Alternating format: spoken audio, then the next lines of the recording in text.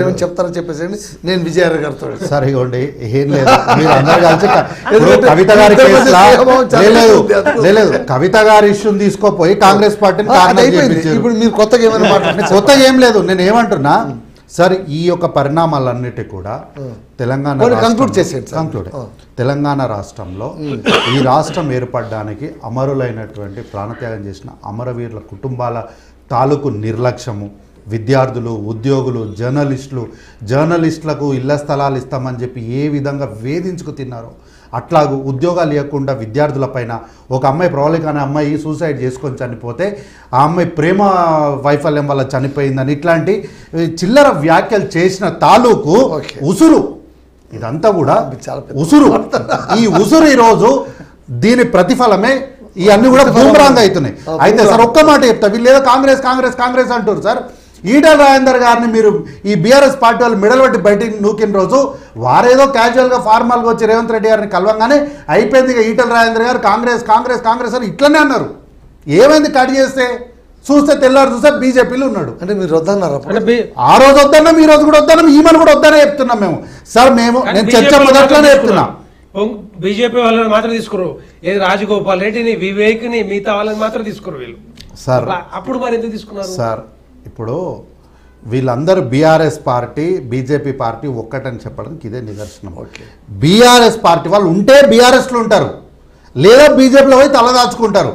అందుకే నేను ఎప్పుడేమంటా BJP BRS = BRSS party అని అందుకే అంటే ఉట్టిగానే నేను ఏమంటున్నా, ఉంటే కూడా ఉంటారు లేదా ఆడ పోయి తలదాచుకుంటారు. కాబట్టి ఏంటంటే ఈటల రాజేందర్ గారి విషయంలో ఏం జరిగిందో ఈ రోజు కవిత గారి విషయంలో కూడా గదే జరుగుతుంది.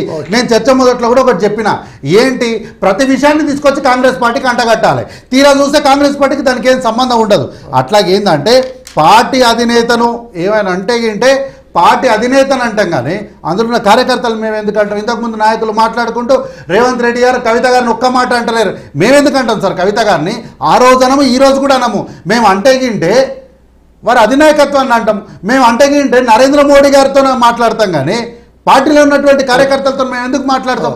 కాబట్టి ఏంటంటే కవిత గారి విషయంలో నేను ఒక విషయం చెప్తా, కవిత గారు నిందితురాలు కాదు, కవిత గారు బాధితురాలని నిందితురాలుగా మార్చే ప్రయత్నం చేయొద్దు. కవిత గారు నేరుగా అడిగిన ప్రశ్న నేను కూడా అడుగుతున్నా, ఆ గ్రీకు వీరుడు ఎవరో చెప్పాలి. ఎవరు చెప్తారు?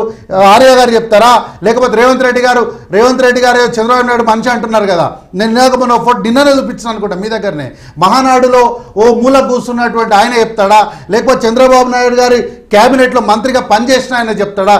ఎవరు చెప్తారో చెప్పమానండి. ఓకే సార్ విజయారావు గారు సార్ కంక్లూడ్ చేయండి సార్, కంక్లూడ్ చేసేయండి. ఇప్పుడు భారతీయ జనతా పార్టీ మొత్తం భారతదేశంలో బ్లాక్ మెయిలింగ్ పాలిటిక్స్ నడుపుతున్న మాట వాస్తవం.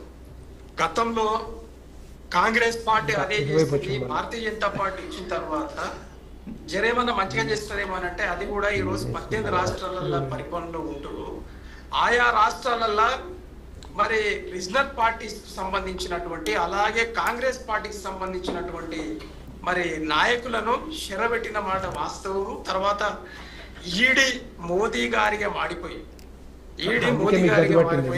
ఈ రోజు ఈడీని వాడుకుంటూ సిబిఐని వాడుకుంటూ బ్రహ్మాండంగా బ్లాక్ మెయిలింగ్ పాలిటిక్స్ చేస్తూ పార్టీలను అతలాకుతలం చేస్తున్న మాట వాస్తవము. ఆ ముచ్చటనే కవిత గారు చెప్పి ఉంటారు. ఈ ముచ్చట ఇప్పుడు కాదు కదా, ఒక సంవత్సరం నుండి పోయిన మే నెల నుండి నేను చెప్తూనే ఉన్నాను. 2023 కంటే ముందు మేము కలిసి పనిచేద్దాం అని చెప్పి భారతీయ జనతా పార్టీ కేసీఆర్ గారి దగ్గరికి వస్తే ఆయన దాన్ని ధృవీకరించడం జరిగింది. అందులో భాగంగా పార్టీని చూడడానికి అన్న మీరు ఒక నిమిషం క్లారిటీ కావాలి. కేటీఆర్ ని తీసుకుపోయింది ప్రధానమంత్రి మోడీ గారి దగ్గర తీసుకుపోయింది ఎవరు? కేసీఆర్, కేటీఆర్, లేకపోతే మోడీ గారు వచ్చారా? ఏం మాట్లాడతారో నాకు అర్థం కావట్లేదు. ఉల్టా మాట్లాడతారు. క్లారిటీ ఇవ్వండి దాని మీద. మీకు అవగాహన తెలియకపోతే మరి ఉల్టా మాట్లాడుతున్నారు. కేటీఆర్ తీసుకుపోయి మోడీ గారి దగ్గర తీసుకుపోయింది ఎవరు తీసుకుపోయి చెప్పండి దాని మీద. భారతీయ జనతా పార్టీ ఎందుకని నాకు అర్థం కాదు. మీకు చేత కాక నడపలేక, ప్రభుత్వాన్ని నడపలేక మీరు కేటీఆర్ ముఖ్యమంత్రి చేయాలని మోడీ గారి దగ్గర తీసుకుపోయి ఆయన ఆశీస్ తీసుకోవాలి మీరు పోయింది. అందుకు సంతోష్ గారు తర్వాత ఆయన బలగమంతా వచ్చి మా ఎమ్మెల్యేలను కొనడానికి టిఆర్ఎస్ ఎమ్మెల్యేలను కొనడానికి మొయినాబాద్ ఫామ్ హౌస్ లో జరిగిన తతంగం అంతా మీకు తెలుసు. ఒకరేమో పార్టీ మొత్తం ప్రభుత్వాన్ని కూలగొట్టాలనేమో చంద్రబాబు నాయుడు గారు మీరు చేసింది ఏంటి మరి? మీరు కాంగ్రెస్ పార్టీ మొత్తం టోటల్ గా కాంగ్రెస్ పార్టీ 50 లక్షలు ఇస్తూ పట్టుడు అయిన రేవంత్ రెడ్డి గారు ఒక పక్క అయితే సార్ ఇది ఇప్పుడు చర్చ నడవాలి సార్. మీరు దీన్ని ఎలా చేస్తే నేను అసలు సార్ విజయాలయ గారు మీరు కంక్లూడ్ చేసేయండి. ఒకే ఒక క్వశ్చన్ సార్, దీనికి ఆన్సర్ చేసేయండి. డిబేట్ టైం కూడా అయిపోతుంది, మనం ముగించేద్దామంట. ఇప్పుడు కవిత గారు పార్టీ